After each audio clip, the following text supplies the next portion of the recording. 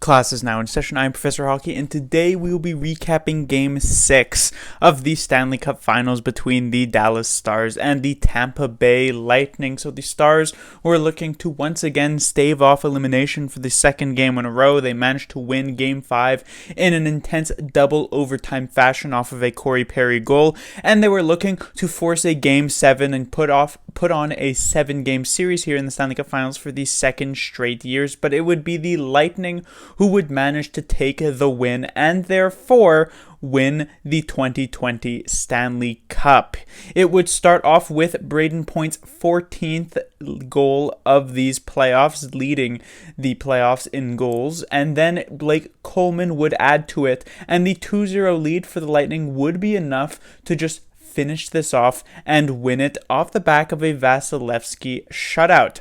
On the Lightning side, obviously massive props have to go to them for winning the Stanley Cup. This was a very well-built team. It was looking to compete. Last year was sort of a bump in the road, but this year obviously really showing up, even with the big injury to Steven Stamkos, the captain, the rest of the team just really coming to play. You know, most years there are situations where when it comes to, let's say, the Conn Smythe, which is of course the MVP of the playoffs, it's usually coming between like 2 players, maybe 3. So for the St. Louis Blues last year, it was either Ryan O'Reilly or Jordan Binnington, and you know, Pietrangelo was maybe like an outside shot in that area, but just between mostly those two. And you look back at Washington and you're thinking, okay, Ovechkin, Kuznetsov, maybe Braden Holtby, and so on and so forth. But this year, for the Tampa Bay Lightning, it was just such a difficult choice because of how many fantastic performances they got out of their elite players.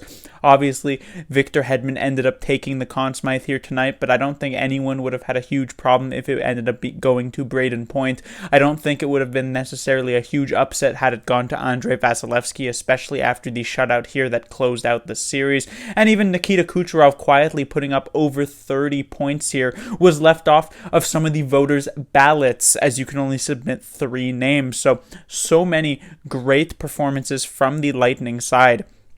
And there are definitely years in the past when it comes to the Stanley Cup in which I don't necessarily believe that the best team in the league wins it. It's usually within the top 3, maybe even 5 teams of the league, but sometimes it sort of just depends on which team gets hot at the right time, which goaltender gets hot at the right time, which team is dealing with a lot of injuries. You know, there's a lot of chance involved in the game of hockey, but I do truly believe that the Tampa Bay Lightning this year were the league's best team in the end, and they showed it throughout these playoffs. They had a bit of trouble there in the first round against the Columbus Blue Jackets, but easily dealt with the Boston Bruins, managed to take out the Islanders, proved themselves to be the best team in the Eastern Conference, and then they came up against a Dallas Stars team who had already gone through 2 of the best teams in the Western Conference, if not the 2 best teams in the Western Conference, and dealt with them not easily, but still it wasn't super close here in the Stanley Cup Finals. It seemed as though the Tampa Bay Lightning were indeed the better team, and as such the best team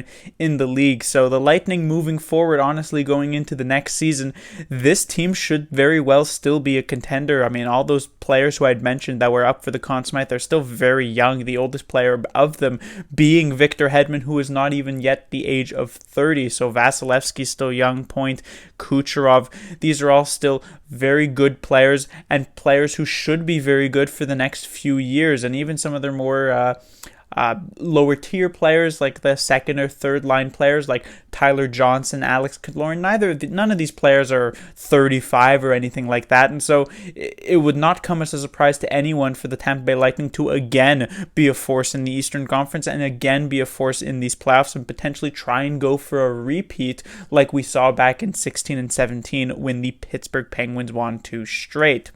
On the Dallas Stars side, they certainly gave it a good try. This was a team that not many people expected to do much damage in these playoffs. Whether they managed to beat the Calgary Flames in the first round or not, many people thought that they'd just bow out in the second round against a team like the Avalanche. And in the third round, when they managed to move past the Avalanche in 7, many thought that they were done for against the Golden Knights.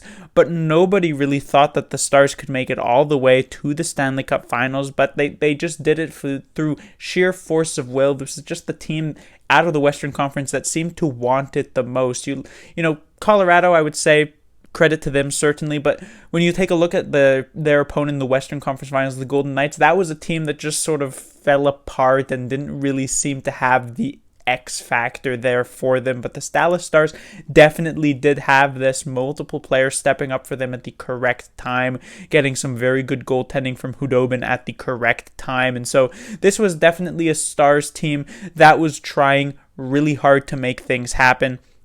Unfortunately, they sort of just ran into this brick wall here in the Tampa Bay Lightning in the Stanley Cup Finals, but a lot of credit does still have to go to the Stars. Moving forward, however, probably not as bright of a future as, let's say, the Lightning on the other side.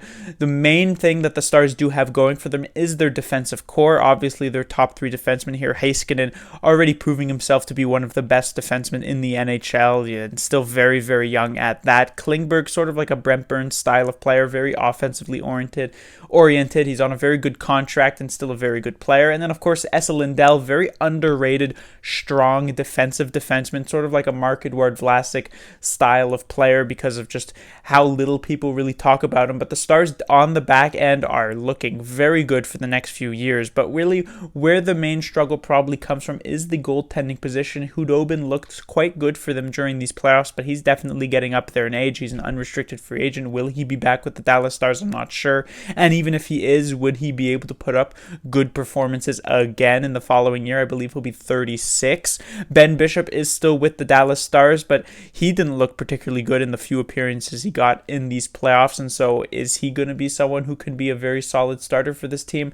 And even on the offensive side for the Stars, a lot of their top players are definitely getting a bit up there in age. Jamie Benn, not super old, but on the wrong side of 30. Same with Alex Radulov, both Pavelski and Perry, who ended up being very key parts, especially in this Stanley Cup Finals series against the Lightning, are also now above the age of 35, going on 36 and things like that. And so this is a team that is a bit old, and so it does make me wonder whether or not this year was their best chance to actually do some damage and whether or not they can actually make it any further than they did this year in coming years. But I guess we'll end up seeing what happens. But that will do it for this recap. In terms of my prediction, it ended up being completely spot on. I had said the Lightning would win it in 6, and that's exactly what they did.